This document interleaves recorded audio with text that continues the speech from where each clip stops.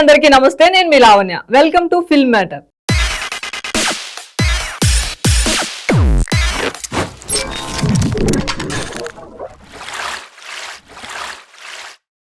టాలీవుడ్ లో చాలా కాలం star heroine గా రాణించింది రకుల్ ప్రీత్ సింగ్.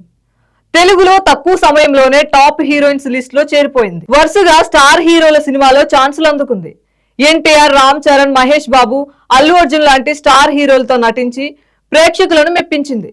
అలాగే తమిళ ఇండస్ట్రీలోనూ స్టార్ హీరోలతో నటించి పేరు తెచ్చుకుంది. చాలా మంది హీరోలు, హీరోయిన్స్ ఈ మధ్య కాలంలో పెళ్లిపీటలు ఎక్కుతూ సందడి చేస్తున్నారు.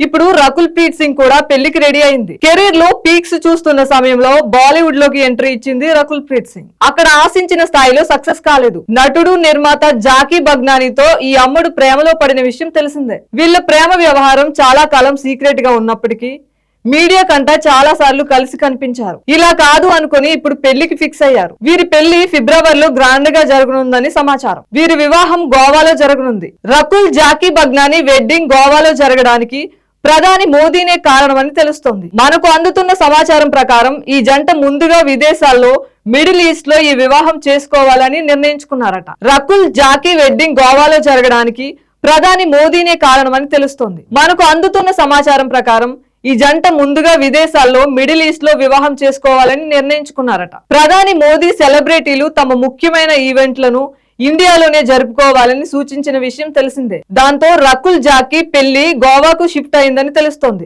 మొన్న మధ్య లక్షద్వీప్ లో మోదీ చేసిన ఫోటో షూట్స్ గురించి అక్కడి మంత్రులు మోడీపై చేసిన కమెంట్స్ మన భారతీయులను ఆగ్రహానికి గురి చేశాయి. దాంతో చాలా మంది మన సెలబ్రిటీలు మాల్దీవ్ వెకేషన్స్ ను రద్దు చేసుకున్నారు.